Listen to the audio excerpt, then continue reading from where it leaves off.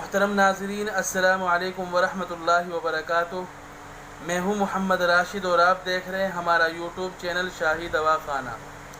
محترم ناظرین، آج ہم جس مرض کے بارے میں اور جس ٹاپک پر بات چیت کرنے جا رہے ہیں اس کا تعلق مردوں سے ہے۔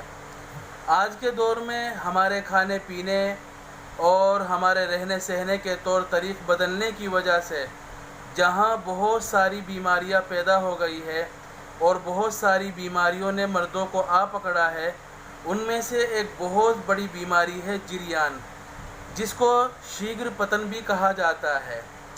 یہ بیماری اور یہ مرض آج کے مردوں میں عام ہے اور ایک بہت بڑی تعداد مردوں کی ایسی ہے کہ جن کو یہ بیماری لگی ہوئی ہے اور اس سے پریشان ہیں، بہت علاج معالجے کراتے ہیں، بہت سے ڈاکٹروں اور طبیبوں سے ملتے ہیں۔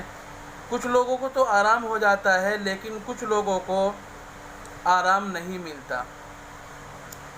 جریان میں اور شیگر پتن میں یہ ہوتا ہے کہ پیشاب کرنے سے پہلے یا پیشاب کرنے کے بعد یا پیشاب میں ایک سفید سا پانی نکلتا ہے، ایک رطوبت نکلتی ہے۔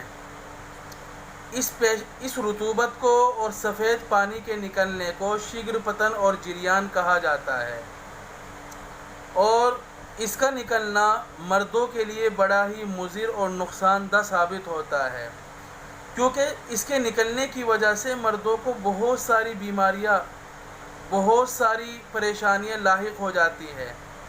جس شخص کو جریان کی بیماری ہو، شیگر پتن کی بیماری ہو، اس آدمی کا معدہ بھی خراب ہو جاتا ہے، مزاج میں چڑچڑاپن پیدا ہو جاتا ہے، سر بھی کمزور ہو جاتا ہے، ذرا سا کام کرے گا اور سر میں درد ہو جائے گا، تنہائی میں رہنے کو جی کرے گا، لوگوں سے بات چیت کرنے کو اس کا جلدی سے من نہیں چاہے گا، اور اسی طرح دل و دماغ بھی اس کے کمزور ہو جاتے ہیں۔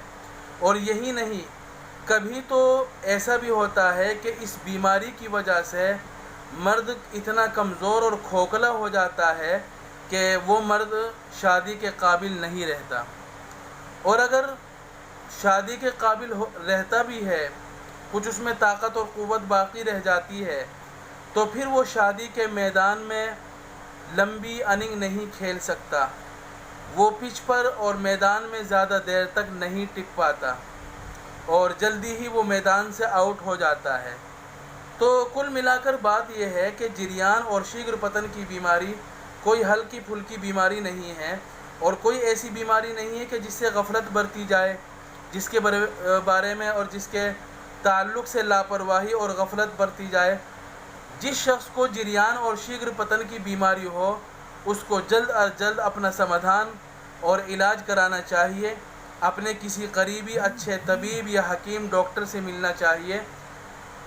اگر ابتدا میں ہی اس کا علاج کرا لیا جائے تو وہ زیادہ اچھا ہے، ورنہ جتنی بھی دیری ہوتی جائے گی اور اس بیماری میں جو ہے بیماری لمبی ہوتی جائے گی تو اتنا ہی مرد کا نقصان ہے اور مریض کا نقصان ہے۔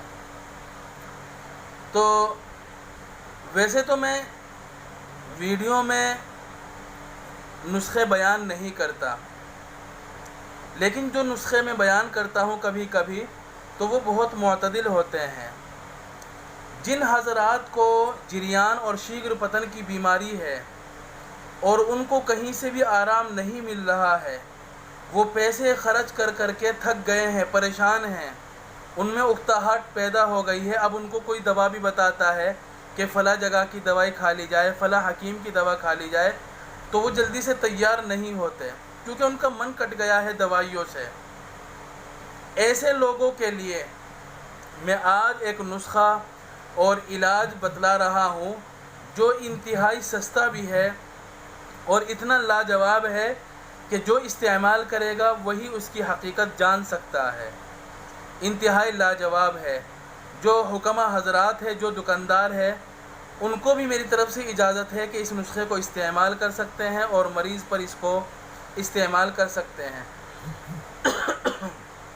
ان کو بھی میری طرف سے پوری اجازت ہے کہ وہ اس نسخے کو اور اس دوائی کو اپنے دکان کی زینت بنائے اور اپنے رزق کا ذریعہ بنائے، مریضوں کی شفا کا ذریعہ بنے، میری طرف سے پوری اجازت ہے اور اس کو استعمال کریں۔ اب کتنے دن استعمال کرنا ہے اس کی کوئی مقدار نہیں ہے، اس کا کوئی وقت طے نہیں ہے، کیونکہ باڈی کے لحاظ سے اگر باڈی نے اور بدن نے اس دوائی کو قبول کر لیا تو جلدی آرام مل جائے گا، اور کم قبول کیا تو دیر سے آرام ملے گا۔ تو وہ تو باڈی کے اوپر اور مرض کی کنڈیشن کے اوپر بات ہے کہ مرض کتنا ہے اور کیسا ہے۔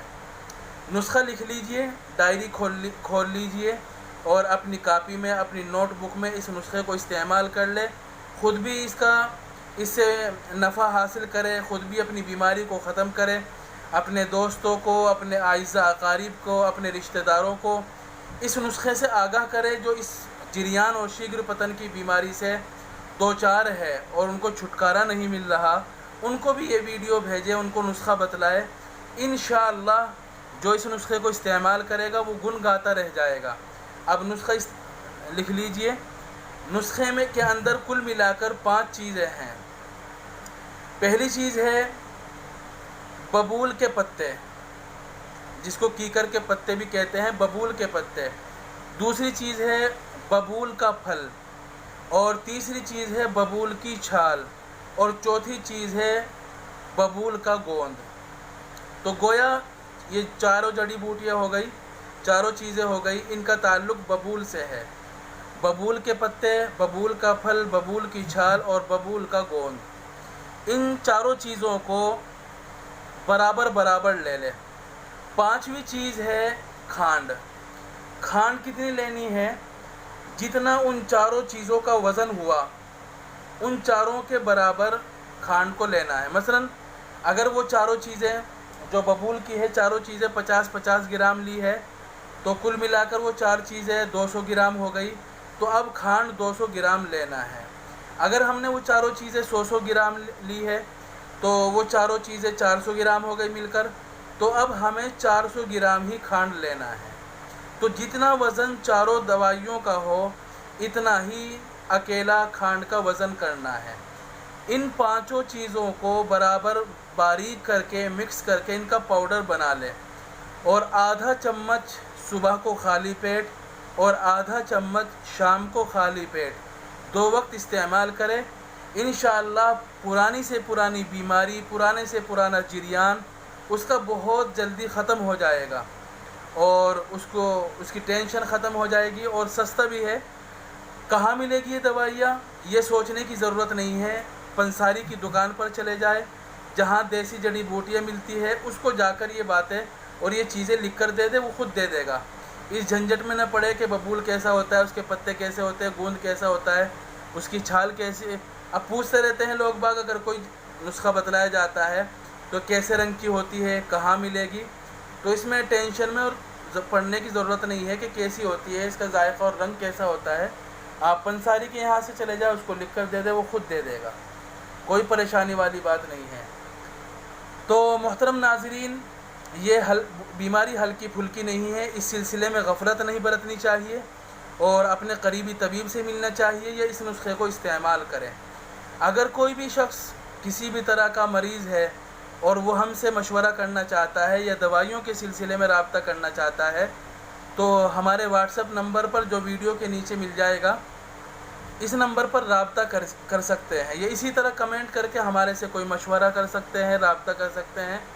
اور آخر میں تمام ناظرین سے گزارش ہے کہ ہماری اس ویڈیو کو لائک کریں، شیئر کریں، اور ہمارے چینل کو سبسکرائب کریں۔ السلام علیکم ورحمۃ اللہ وبرکاتہ۔